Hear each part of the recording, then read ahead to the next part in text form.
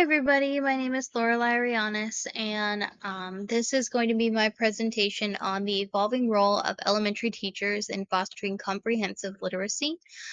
This is for Class TEL 208, Literacy in a Changing World. So let's go ahead and get started. Let's go ahead and talk about what is literacy. Literacy is a fundamental human right. It is reading and writing and everything that is amazing about, um, just being able to communicate.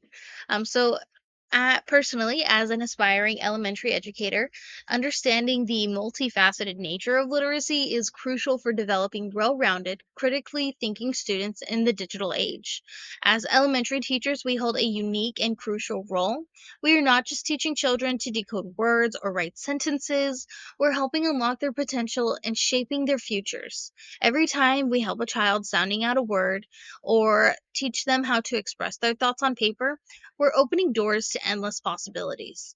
Literacy is more than just a classroom subject, it's a tool for personal growth, critical thinking, and active citizenship. In our increasingly complex world, the ability to read, understand, and communicate effectively is more important than ever. It's our job to ensure that every child has this vital key to freedom and self-determination. But perhaps more importantly, by fostering literacy, we're building hope. We're showing our students that they have the power to learn, to grow, and to shape their destinies. In this world full of challenges, this hope is invaluable.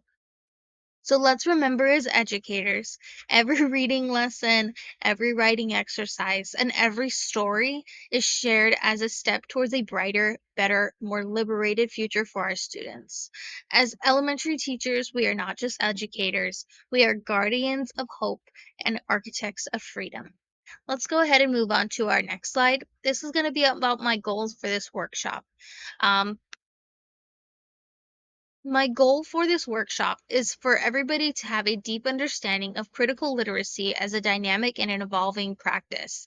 It's not just about reading and writing. It's about empowering our students to engage with the world around them in meaningful ways. We can identify opportunities to promote social justice through literary education. We can also explore how critical literacy can be a more powerful tool for addressing inequalities and fostering a better society, starting right in our classrooms. We can also develop the skills to guide our students in questioning text and power structures. Overall, the goal of this presentation is to really just talk about the importance of literacy and how we really interact with it on a day to day basis in all of our classrooms.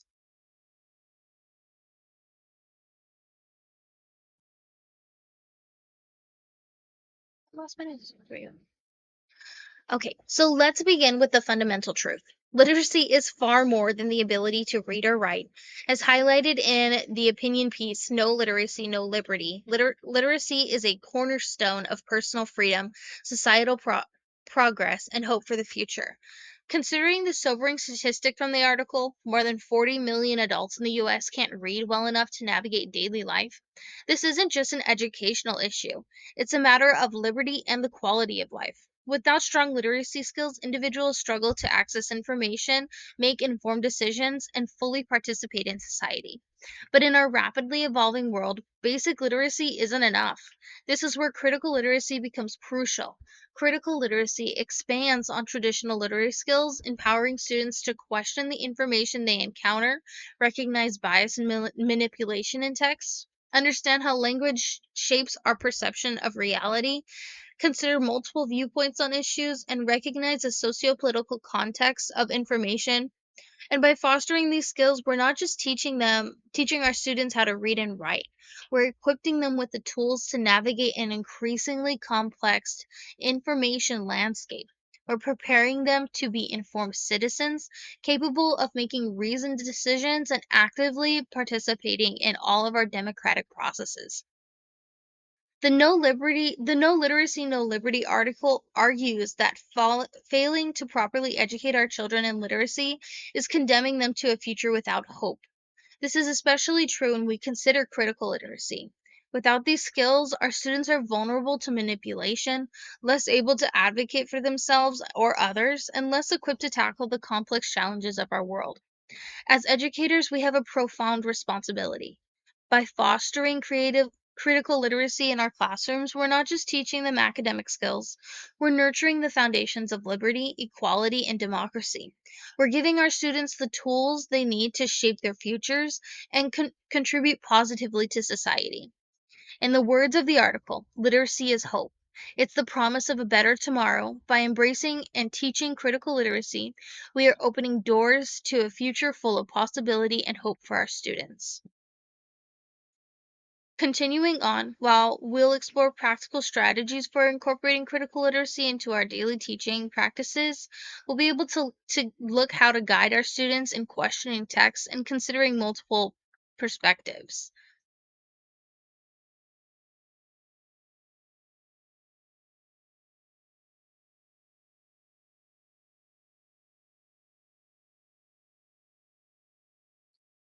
Let's talk about a little bit more about critical literacy. As we guide our young learners through their literacy journey, it is crucial to embed critical thinking from the start. Let's begin with a fundamental question. Whose voice is heard?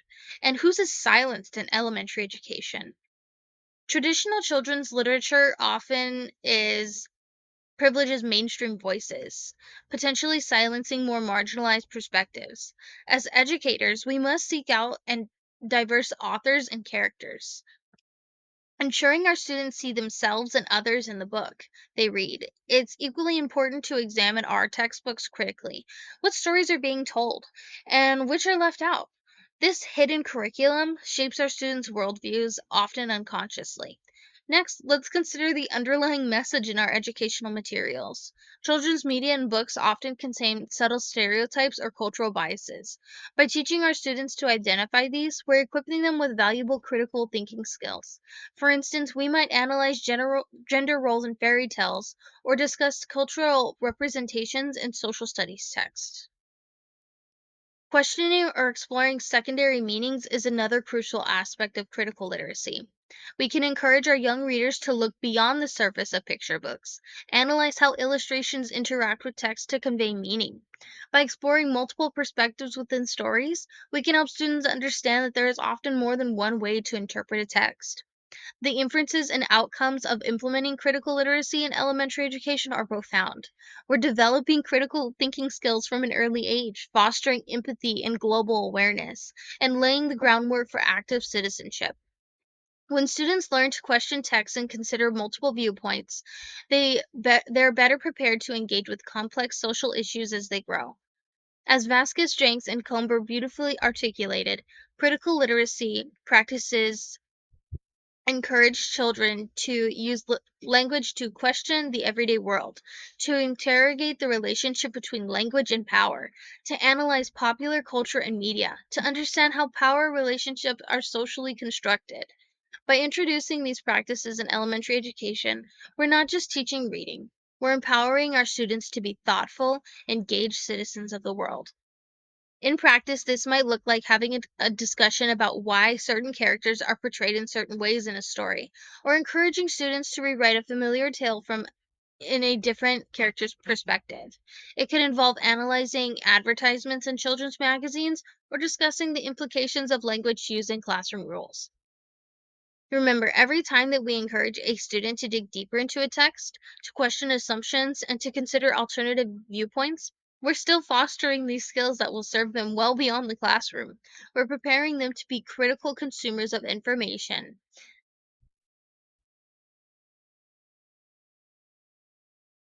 Let's go into digital and media literacy. The digital revolution has dramatically increased access to information and resources, transforming both teachable methods and learning environments.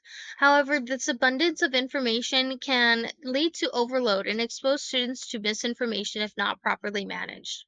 This brings us to potential biases. The digital divide, the gap between those with and without access to technology, can create a significant disparity in our educational opportunities. As Leanna Lewis points out in her Education Week article, digital literacy isn't about using technology. It's about using technology to learn, solve problems, and create. This highlights the importance of ensuring equitable access and skills development. There's also a risk of over relying on digital tools, potentially neglecting traditional skills. Moreover, the algorithm used in educational technology may carry inherent biases, affecting content delivery and student assessment. Now, let's look at some positives of integrating media literacy into elementary education. Digital tools can significantly enhance engagement through interactive content. They can provide excellent opportunities for developing critical thinking skills. As Brianna Falivin notes in her Rasmussen University article, digital literacy encompasses skills like information literacy, digital citizenship, and critical thinking, all crucial for our students' future success. However, there's also negatives to consider. Screen time is a growing concern, especially for younger children, and we must also address cybersecurity and online safety issues. There's also a potential for decreased face to face social interactions, which are crucial for young children's development. So, how do we navigate this complex landscape? Well, Julie Coroyo, research provides us with valuable insights. She emphasizes on the importance of teaching students how to evaluate online information critically. This includes skills like assessing source credibility, cross referencing information, and developing healthy skepticism towards online content. Balavin's article outlines 5 key skills for digital literacy that we should foster in our elementary classrooms. Information literacy, teaching students to find, evaluate, and use online information effectively. Digital citizenship, instilling responsible and ethical online behavior. Communication and collaboration, leveraging digital tools for teamwork and idea sharing. Creativity and innovation, using technology to express ideas in new ways. Critical thinking and problem solving, applying digital skills to real world challenges. By integrating these skills into our curriculum, we can help our students become not just consumers of digital content, but creators and critical thinkers in the digital space. While digital and media literacy present challenges in elementary education, they also offer immense opportunities. And by thoughtfully integrating these skills into our teaching, we can prepare our students for a future where digital literacy is not just an advantage, but a necessity. Let's always embrace this challenge and keep in our mind the diverse needs and backgrounds of our students as we navigate this landscape together.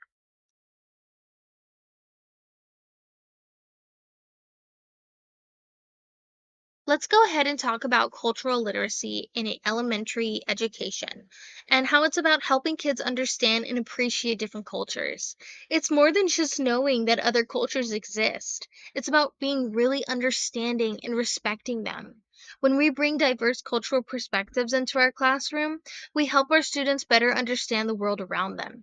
This is important because it teaches kids to be inclusive and empathetic, which it's a crucial skill in our diverse society. Cultural literacy is really helpful in elementary education. It gets kids ready for a world where they'll meet people from all sorts of backgrounds. It also helps them think critically about how different cultures are shown in books, TV, and in movies. This is especially important because media can shape how we see different races, ethnicities, and just so many other things about the people around us. When we teach cultural literacy, who feel good we're also helping kids feel good about their own identities, especially those who may not often see themselves represented positively in the mainstream media or school materials. However, we do need to be careful when teaching about cultures. There's a risk of oversimplifying things or accidentally reinforcing stereotypes if we're not careful. It can be tricky to talk about sensitive cultural topics, especially with younger kids. So we need to watch out for unintended biases in how we present different cultures. It's important to remember that even the way we teach cultural literacy can be biased. Many traditional school materials focus mostly on European cultures and may not represent other cultures fairly or accurately. As teachers, we need to look closely at our teaching materials and make sure we are representing all cultures respectfully and accurately. Some good strategies for teaching cultural literacy include encouraging kids to think critically about what they see in media, talking about how media messages are created and might be biased, and showing examples that go against the stereotypes and may help kids understand the different perspectives. By using these strategies in our classrooms, we can help our students develop a better understanding of cultural diversity. In the end, cultural literacy is a powerful tool in elementary education, but we need to use it thoughtfully. It can broaden our students' perspectives, teach empathy, and challenge harmful stereotypes, but we also need to be aware of potential problems and biases as we move forward.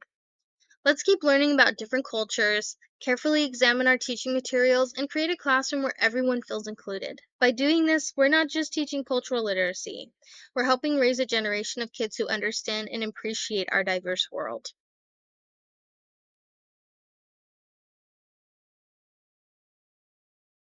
Let's start with some multimodal examples. Um, Right off the bat, let's go with visual arts. So, Converse 2025 study emphasizes the importance of diverse visual text in prompting critical literacy. In the classroom, this can take form of creating murals that depict various cultures, analyzing photographs from around the world, or encouraging students to create cultural self-portraits. Moving on to music and dance, Taylor and Loon's 2019 research underscores the significance of multimodal literacy in early childhood education. We can incorporate this by learning traditional songs and dances and analyzing culturally significant lyrics or even creating instruments inspired by different cultures. We can also look at digital storytelling. As discussed by Cope and Calantis in their 2013 work on multiliteracies, offering exciting possibilities, students can create videos about their family traditions, collaborate with international classrooms, or take virtual field trips to cultural landmarks. Drama and role play also provide opportunities for learning. Students can act out folk tales from different cultures, role play scenarios that challenge stereotypes, or create skits about cultural misunderstandings and their resolution. Now let's look at some advocates doing excellent work in this field. Facing History in Ourselves provides a resource for educators to address racism, prejudice through historical case studies. Teaching Tolerance, now known as Learning for Justice, offers free resources to create inclusive communities. The Asia Society develops programs to integrate knowledge about Asia into K through 12 subjects. These approaches and organizations align with the resources we discussed. Comber's work on critical literacy for social justice, Taylor and Liu's emphasis on multimodal literacy in early education, and Cope and Kalanis' exploration of new literacies all support these diverse, engaging methods of cultural literacy education. By incorporating these multimodal approaches, we and drawing inspiration from these advocates, we can create more inclusive, engaging, and effective cultural literacy education in our elementary classrooms.